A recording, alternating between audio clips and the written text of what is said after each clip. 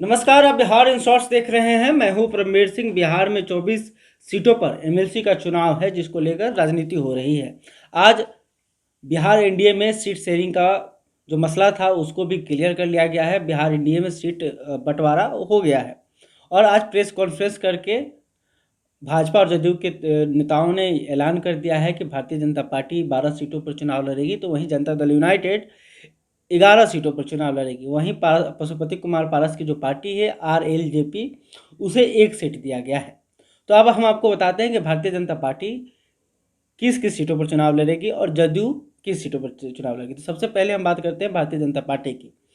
तो भारतीय जनता पार्टी रोहतास, औरंगाबाद, सिवान, दरभंगा, सहरसा, गोपालगंज, बेगूसराय, सारण, पूर्वी चंपारण, किशनगंज, कटिहार और समस्तीपुर से चुनाव लड़ेगी। यानी कि जो यह अनुमान लगाया जा रहा था कि इनमें से कई ऐसे सीट थे जहां पर जनता दल यूनाइटेड के द्वारा दावा किया जा रहा था, लेकिन ऐसे में भारतीय जनता पार्टी ने तमाम सीटों को अपने पास ही रखा है, जिसमें सिवान, छपरा पर भी जदयू की तरफ से दावा ठोका जा रहा था। सिवान पर तो पूरी कोशिश जदयू की तरफ से की गई थी कि सिवान उनके पाले में जाए, लेकिन इन सीटों को भारतीय जनता पार्टी ने अपने पास ही रखा है। अब बात करते हैं जनता दल यूनाइटेड कि नीतीश कुमार की पार्टी जदयू कहाँ कहाँ से चुनाव लड़ेगी। जदयू पटना, जो यहाँ से हमेशा चुनाव जीतते आए हैं, तो पटना से ये चुनाव लड़ेंगे। भोजपुर, गया, नालंदा, मुजफ्फरपुर, पश्चिमी चंपारण, सीतामढ़ी, मुंगेर, नवादा, मधुबनी और भागलपुर। तो कुल 11 सीटों पर जनता दल यूनाइटेड चुनाव लड़ने जा रही है। वहीं जो 1 सीट पशुपति कुमार पारस को मिला है वो सीट है वैशाली का।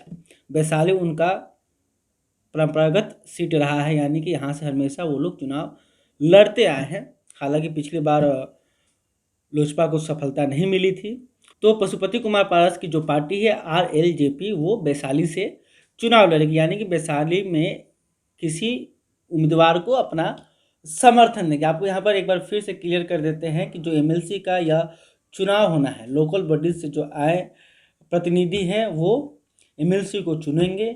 यह चुनाव पार्टी के आधार पर नहीं होता है, यानी कि किसी को भी सिंबल या टिकट नहीं मिलता है। हालांकि जो राजनीतिक पार्टियां हैं वो किसी उम्मीदवार को अपना समर्थन देती है, जिस वजह से उस उम्मीदवार को चुनाव लड़ने में आसानी होती है, या यूँ कहें कि जो राजनीतिक पार्टी का जो कार्यकर्ता है, जो कैडर है, उसका फायदा उन्हें मिलता है। तो ऐसे में अब ये जो मसला था बिहार एनडीए में सुलझ गया है, लेकिन पूरी तरह से नहीं सुलझा है, क्योंकि अभी जीतनराम मांझी और मुकेश सहनी बाकी हैं। जीतनराम मांझी को कहाँ एडजस्ट किया जाएगा, यह बड़ा सवाल है।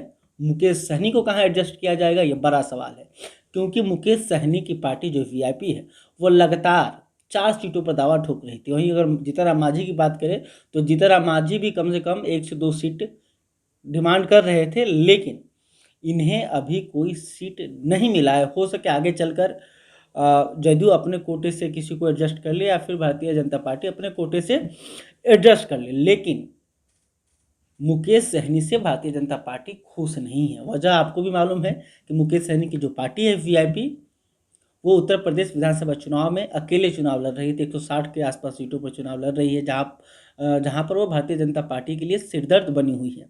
तो ऐसे में मुकेश सहनी को सीट मिलेगा या नहीं मिलेगा यह कंफर्म नहीं है, लेकिन यह जरूर कंफर्म है कि अगर मुकेश सहनी को सीट नहीं मिलता है तो मुकेश सहनी 24 सीटों पर अकेले चुनाव लड़ेंगे। यानी कि मुकेश सहनी की पार्टी 24 सीटों पर चुनाव लड़ेगी, क्योंकि मुकेश सहनी ने पत्रकारों से पहले ही कह दिया है कि अगर हमें सीट नहीं मिलता है तो हम अकेले चुनाव लड़ने के लिए तैयार है। वो भी 1-2 सीटों पर नहीं बल्कि 24 सीटों पर चुनाव लड़ेंगे। तो यह बिहार एनडीए का मसला था एमएलसी चुनाव को लेकर, तो हम आपको बता दिए हैं। अगर अभी तक आपने हमारे चैनल को सब्सक्राइब नहीं किया तो तुरंत कर ले। आप क्या सोचते हैं एमएलसी चुनाव, बिहार एनडीए में सीट शेयरिंग को लेकर? कमेंट करके बताइएगा। वीडियो फेसबुक पर देख रहे तो हमारे पेज को भी लाइक कर लीजिएगा। धन्यवाद।